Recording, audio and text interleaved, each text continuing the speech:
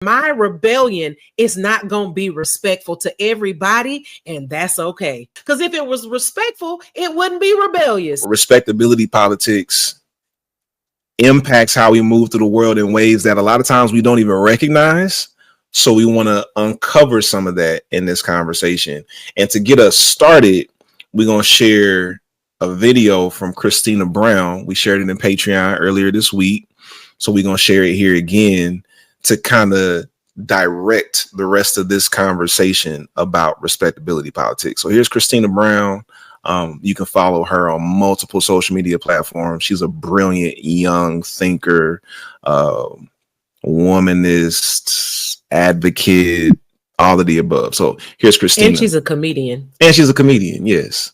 So here's Christina talking about respectability politics. I also want to know why advocating for us to go in public looking like we care about ourselves and how we look is deemed as respectability politics. This actually has a lot to do with respectability politics because the term was coined by a black woman.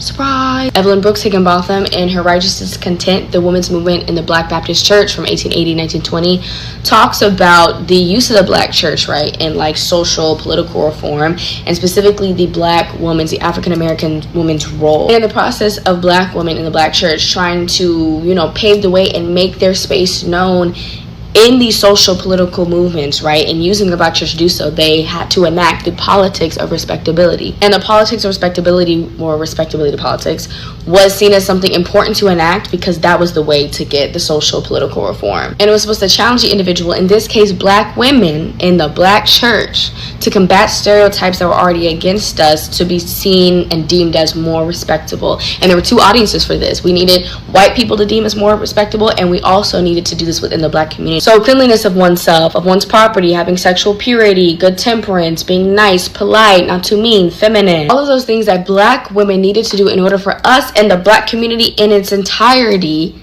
to receive social, political reform and civil rights. So fast forward to now, it absolutely is tied to how we as black women view ourselves and view other black women, and how they dress, what they wear, what their hair looks like, how they're presenting themselves, how they're holding themselves. It has roots in respectability politics. People talking about you can't wear a bonnet out in public, you can't wear pajama pants in public, you can't wear this, look like that, has roots in respectability politics. And so does the black church, but that's a whole other video. If you want to hold and carry yourself a certain way, that's your own prerogative, right? You can do that. But the issue lies when you try to, one, police other black people and black women specifically and how they do it, and two, you align certain actions, certain looks, certain appearances, certain behaviors with value, right? Value in a person's personhood, value in them having rights or receiving services. That is when it's respectability politics. Hope that helps. When I was listening to another one of Christina's videos, and she said, rebellion isn't respectful. And Pamela, the place that I came from religiously was so strict and so confining, and I felt like a hostage for the longest in my mind, in my body, in my beliefs, that the way I live my life out loud now at this age, at 46, is a sheer act of rebellion. The way that I talk is an act of rebellion. And I'm not saying that to say that it's not me, because it is. But I spent a long time masking me, and I've decided that I'm not doing that anymore. And my boldness and my assertiveness and the way I laugh loud and the fact that I season my sentences with cuss words and I don't take no shit is an act of rebellion when I look back on where I come from. And my rebellion is not going to be respectful to everybody, and that's okay. That's okay, because I ain't hurting nobody. But it's not going to be respectful, because if it was respectful, it wouldn't be rebellious. So, I mean, you know what? For that, we gonna introduce this new video. That was good. And for those who remember, when we first started Holy Smokes, my. Tiger Gibson was one of our cast members. And a lot of folk don't know, Tiger Gibson has some amazing footwork when it comes to a shout. And I believe what she just said deserves a shout. So we about to give this a Tiger Gibson shout. It ain't happened yet, but...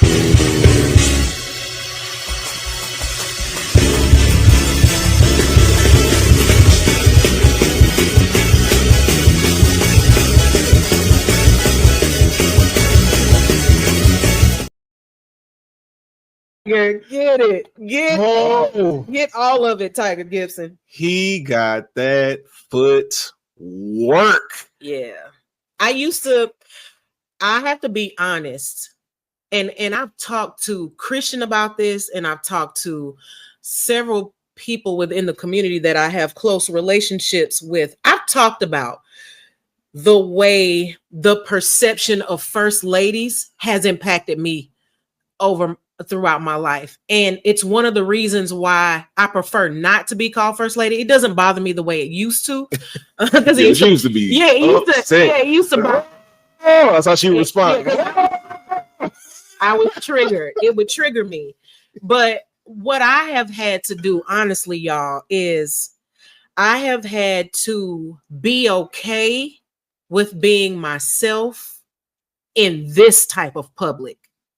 Because being insulated within the faith community where people are unpacking things and opening their minds to different ways of living, ways of being, ways of connecting, are more patient and more understanding of, oh, okay, so this is not the idea of a first lady that I grew up with or that I had in my mind.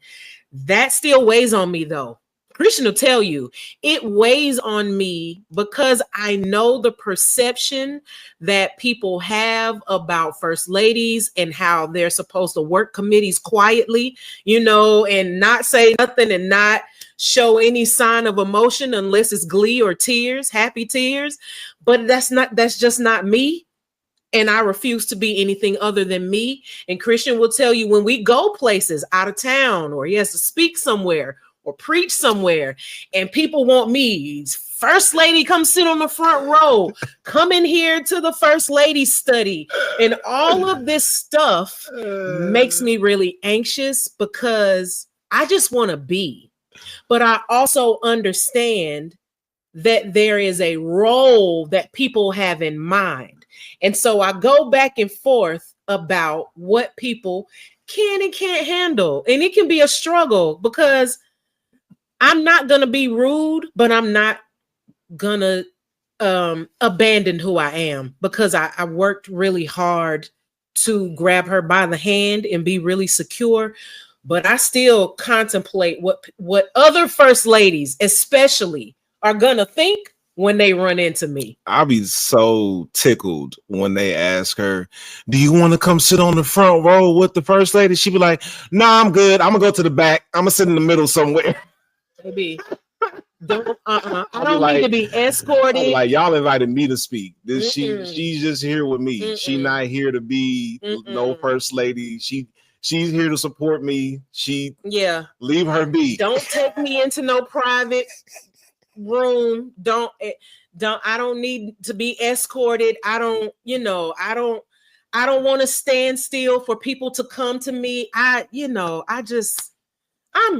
I'm regular and I want to model for people what I wish my pastor's wife had modeled for me. Just be your damn self. Just be yourself, because I would rather you be yourself and allow me to feel safe to develop into who myself is than for you to be pretentious and be fake and me take that as an example. And neither one of us can live up to that standard. I'm not doing that. If you're still here, hit the subscribe button and leave us a comment. Let us know what you think about the video. And if you want to see the entire recording, it's exclusively available in our Patreon. The link is in the show notes. You can either subscribe or you can just purchase this recording a la carte. We'll see you next time as we continue to deconstruct harmful theology and build beloved community. Peace out.